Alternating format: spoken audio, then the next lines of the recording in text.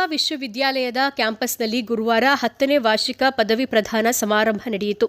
ಸಂಖ್ಯಾ ದೃಷ್ಟಿಯಿಂದಲೂ ಮಹತ್ವದ ಮೈಲುಗಲ್ಲು ಎನಿಸಿಕೊಂಡ ಕಾರ್ಯಕ್ರಮ ಇದಾಗಿತ್ತು. ಒಟ್ಟು 4,679 ಮಂದಿ ವಿವಿಧ ಪದವಿಗಳ ಸ್ವೀಕಾರ ಮಾಡಿದರು. ಆ ಪೈಕಿ 3,409 ಪದವಿ, 1,194 ಸ್ನಾತಕೋತ್ತರ ಪದವಿ ಹಾಗೂ 77 ಪಿಎಚ್ಡಿ ಪ್ರದಾನ ಮಾಡಲಾಯಿತು. ಈ ಎಲ್ಲರೂ ಅಧಿಕೃತವಾಗಿ ತಮ್ಮ ಪದವಿಗಳನ್ನು ಸ್ವೀಕರಿಸಿದರು. ಇದರ ಜೊತೆಗೆ 70 ಪ್ರತಿಭಾನ್ವಿತರಿಗೆ ಚಿನ್ನದ ಪದಕವನ್ನು ನೀಡಿ ಗೌರವಿಸಲಾಯಿತು. ಈ ವಿದ್ಯಾರ್ಥಿಗಳು ಶೈಕ್ಷಣಿಕವಾಗಿ ತೋರಿದ ಅದ್ಭುತ ಸಾಧನೆಯನ್ನು ಗುರುತಿಸಿ ಚಿನ್ನದ ಪದಕವನ್ನು ಪ್ರದಾನ ಮಾಡಲಾಯಿತು. ಸುಪ್ರೀಂ ಕೋರ್ಟ್ ನಿವೃತ್ತ ನ್ಯಾಯಮೂರ್ತಿಗಳಾದ ಸನ್ಮಾನ್ಯ ಶ್ರೀ ಶಿವರಾಜ್ ವಿ ಪಾಟೀಲ್ ರವರು ಸಮಾರಂಭದಲ್ಲಿ ಮುಖ್ಯ ಅತಿಥಿಯಾಗಿ ಪಾಲ್ಗೊಂಡಿದ್ದರು. ಪದವಿ ಪ್ರಮಾಣದ ಭಾಷಣ ಮಾಡಿದ ಅವರು ಸ್ಫೂರ್ತಿ ತುಂಬುವಂಥ ಮಾತುಗಳನ್ನು ಆಡಿದರು. ಹೃದಯ ತುಂಬಿದ ಶುಭಕಾಮನೆಗಳನ್ನು ಹೇಳಿದಂಥ ರೇವಾ ವಿಶ್ವವಿದ್ಯಾಲಯದ ಕುಲಪತಿ ಸನ್ಮಾನ್ಯ ಶ್ರೀ ಡಾಕ್ಟರ್ ಪಿ ಶ್ಯಾಮರಾಜುರವರು ಮಾತನಾಡಿ, ವಿದ್ಯಾರ್ಥಿಗಳು ವಿಶ್ವಾಸದಿಂದ ಕೂಡಿದ ನಾಯಕರು ಹಾಗೂ ಜವಾಬ್ದಾರಿಯುತ ನಾಗರಿಕರಾಗಿ ಹೊರಹೊಮ್ಮಿದಾಗ ನೋಡುವುದಕ್ಕೆ ಹೆಮ್ಮೆಯಾಗುತ್ತದೆ. ರೇವಾದಲ್ಲಿ ಶಿಕ್ಷಣ ಅಂದರೆ ಪದವಿ ಪಡೆಯುವುದು ಮಾತ್ರವಲ್ಲ, ಬದುಕಿಗಾಗಿ ಪಾಠ ಕಲಿಯುವುದಾಗಿದೆ ಎಂದರು. ಈ ಕಾರ್ಯಕ್ರಮದಲ್ಲಿ ರೇವಾದ ಪ್ರೊಫೆಸರ್ ಚಾನ್ಸಲರ್ ಮಾನ್ಯ ಉಮೇಶ್ ಎಸ್ ರಾಜುರವರು, ಉಪಕುಲಪತಿ ಮಾನ್ಯ ಡಾಕ್ಟರ್ ಸಂಜಯ್ ಆರ್ ಚಿಟ್ನೀಸ್ ರವರು, ರಿಜಿಸ್ಟ್ರಾರ್ ಮಾನ್ಯ ಡಾಕ್ಟರ್ ಎಂ ಧನಂಜಯ್ ರವರು, ರಿಜಿಸ್ಟ್ರಾರ್ ಮೌಲ್ಯಮಾಪನ ಮಾನ್ಯ ಡಾಕ್ಟರ್ ಬೀನಾಜಿ ರವರು, ಇವರ ಜೊತೆಗೆ ಟ್ರಸ್ಟಿಗಳು, board of governors, board of management ಸದಸ್ಯರು, ಅಕಾಡೆಮಿಕ್ ಕೌನ್ಸಿಲ್, ರೇವಾದ ಎಂಡೋಮೆಂಟ್ ಚಿನ್ನದ ಪದಕಗಳ ದಾನಿಗಳು ಹಾಗೂ ಬೋಧಕ ಸದಸ್ಯರು ಹಾಜರಿದ್ದರು. ರೇವಾ ಯೂನಿವರ್ಸಿಟಿ 10ನೇ ವರ್ಷದ ಕಾನ್ವೊಕೇಶನ್ ಅಂದರೆ ಡೆಸಿನಿಯಲ್ ಕಾನ್ವೊಕೇಶನ್, ಇದರಲ್ಲಿ ಭಾಗವಹಿಸೋದು ಬಹಳ ಸಂತೋಷ ಆಗಿದೆ. ಈ ಯೂನಿವರ್ಸಿಟಿ ಬಹಳ ಬೆಳೆದಿದೆ. ಗ್ರೀನ್ ಕ್ಯಾಂಪಸ್ಸು, ಸುಮಾರು 15,000 ವಿದ್ಯಾರ್ಥಿಗಳು ಒಂದೇ ಕ್ಯಾಂಪಸ್ಸಲ್ಲಿ ಇರೋದೇ ಒಂದು ದೊಡ್ಡ ಮೈಲುಗಲ್ಲು. ಬಹಳ ಸಂತೋಷ. ನನಗೆ ಒಂದು ವಿಷಯ ಹಂಚ್ಕೊಳ್ಬೇಕಂತಿದ್ದೀನಿ. ಈ ಗ್ರ್ಯಾಜುಯೇಟ್ಸ್ ಏನಾಗಿದೆ, PhD ಆಗಿದೆ, ಗೋಲ್ಡ್ ಮೆಡಲ್ ತಗೊಂಡಿದ್ದಾರೆ, ಅವರೆಲ್ಲ ಸಂತೋಷದಿಂದ ಇರಲಿ. ಆದರೆ ಮುಂದೆ ನಾವು ದೇಶಕ್ಕಾಗಿ ಏನು ಮಾಡೋದ್ರ ಬಗ್ಗೆ ಚಿಂತನೆ ಅವ್ರದ್ದು ಭಾಳ ಅವಶ್ಯ. ಒಂದು ವಿಚಾರ ಮಾಡಿದರೆ, ಈ ಪ್ರೈವೇಟ್ ಯೂನಿವರ್ಸಿಟೀಸ್, ಖಾಸಗಿ ಸಂಸ್ಥೆಗಳು ಇರ್ದಿದ್ರೆ ನಮ್ಮ ದೇಶದಲ್ಲಿ ಶಿಕ್ಷಣದ ಎಷ್ಟರ ಮಟ್ಟಿಗೆ ತೊಂದರೆ ಆಗ್ತಿತ್ತು. ಇರ್ದಿದ್ರೆ ಸರ್ಕಾರನ ಮಾಡೋಕ್ಕಾಗೋದಿಲ್ಲ. ಸರ್ಕಾರ ಮತ್ತು ಖಾಸಗಿ ಸಂಸ್ಥೆಗಳು ಸೇರಿದಾಗ ಈ ಶಿಕ್ಷಣ ಕ್ಷೇತ್ರದಲ್ಲಿ ಭಾಳ ಪ್ರಗತಿ ಮಾಡಿದ್ದೇವೆ ನಾವು. ಆದ್ದರಿಂದ ಸರ್ಕಾರ ಖಾಸಗಿ ಕ್ಷೇತ್ರದವರು ಮಾಡ್ತಕ್ಕಂಥ ಕೆಲಸವನ್ನು ಅಪ್ರಿಷಿಯೇಟ್ ಮಾಡಬೇಕು, ಅಕ್ನಾಲೇಜ್ ಮಾಡಬೇಕು. ಸರ್ಕಾರ ಮತ್ತು ಖಾಸಗಿ ಸಂಸ್ಥೆಗಳು ಕೂಡಿ ದೇಶದ ಉತ್ತಮ ಭವಿಷ್ಯಕ್ಕಾಗಿ ಒಳ್ಳೆಯ ಶಿಕ್ಷಣ ಕೊಡಬೇಕು. ಅದ್ರ ಜೊತೆಗೆ ನೈತಿಕತೆಯನ್ನು ಮಕ್ಕಳಲ್ಲಿ ಬೆಳೆಸಬೇಕು. ಕೊನೆಗೆ ಅವ್ರ ದೇಶಕ್ಕಾಗಿ ಯಾವ ರೀತಿ ಒಳ್ಳೆಯ ಕೆಲಸ ಮಾಡೋಕ್ಕಂತ ಮಾಡಬೇಕು.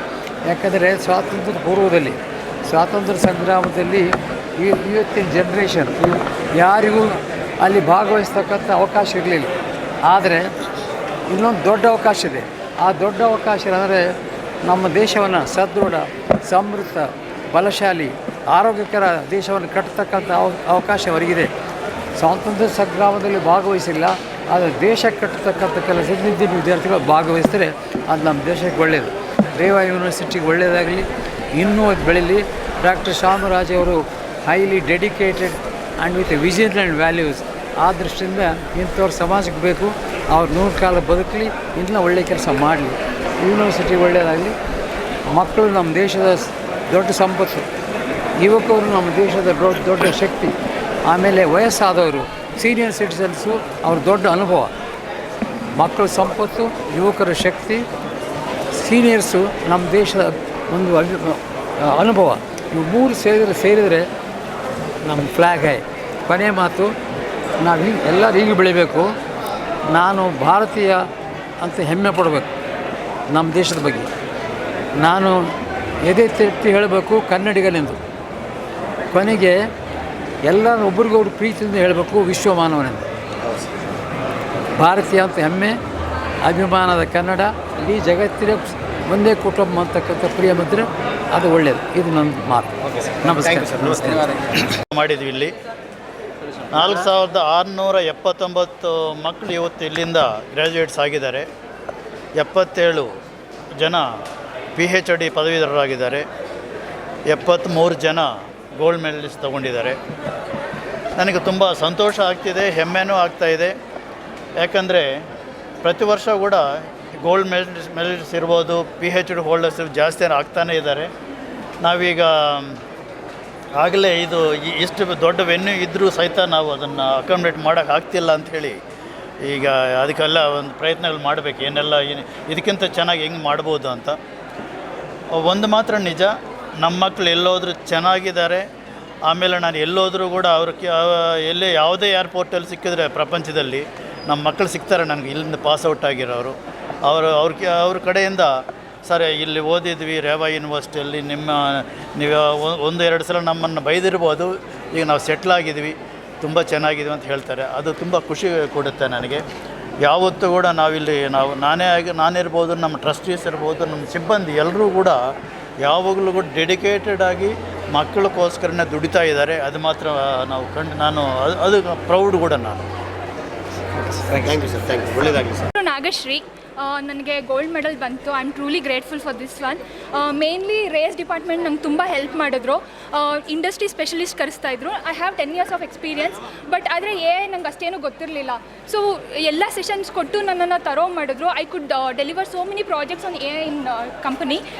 I am truly grateful for the department. They organise so well. The 2 years I didn't know like how it vent.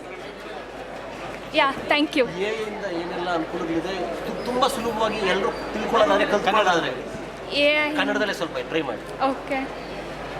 ಇಂದ ನಮ್ಗೆ ಎಷ್ಟೊಂದು ಸುತ್ತಮುತ್ತನೇ ಪ್ರಾಬ್ಲಮ್ ಇರುತ್ತೆ. ಲೈಕ್ ಟೀಚಿಂಗ್ ಇರ್ಬೋದು, ಟೀಚರ್ ಮೇಲೆ ಡಿಪೆಂಡ್ ಆಗ್ತಾ ಇದ್ದೀವಿ. ಇವಾಗ ತಂದರೆ ಮಕ್ಕಳನ್ನ ಅರ್ಥ ಮಾಡ್ಕೊತಾರೆ ಫಸ್ಟು, ಆಮೇಲೆ ಅದು ಟೀಚ್ ಮಾಡೋಕ್ಕೆ ಸ್ಟಾರ್ಟ್ ಮಾಡ್ತಾರೆ. ಆಮೇಲೆ ಅವ್ರ ನಾಲೆಜ್ ಮೇಲೆ ಅದು ಟೀಚ್ ಮಾಡ್ತಾರೆ. So it will be very useful. ಆಮೇಲೆ ಏನಂದರೆ ಟೀಚರ್ ಹತ್ರ ಹೋಗಿ ಹೇಳ್ಸ್ಕೋಬೇಕಾದ್ರೆ ನಮ್ಗೊಂಥರ ಮುಜುಗರ ಇರುತ್ತೆ.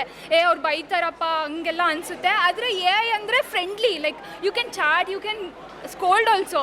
ಸೊ ನಿಮಗೆ ಬೇಜಾರೇ ಆಗಲ್ಲ ಕಲಿಬೇಕಾದ್ರೆ, ಏನಾದ್ರು ಕಲಿಬೋದು ಇಂದ. So it will be very useful. ತುಂಬಾ ಟೆಕ್ನಾಲಜಿ ಇದೆ ಮೇಲೆ. ಸೊ ಒನ್ ಎಕ್ಸಾಂಪಲ್ ಅಂದರೆ teaching. Thank you. Nagashree. Hi, this is Umadi Nagashruti from MA Journalism and Mass Communication. Firstly, I would like to thank Reva University Chancellor Sir and to all my professors for honoring me with such a great award. This will be my proudest moment in the life and I'll be forever grateful to Reva University. Thank you so much.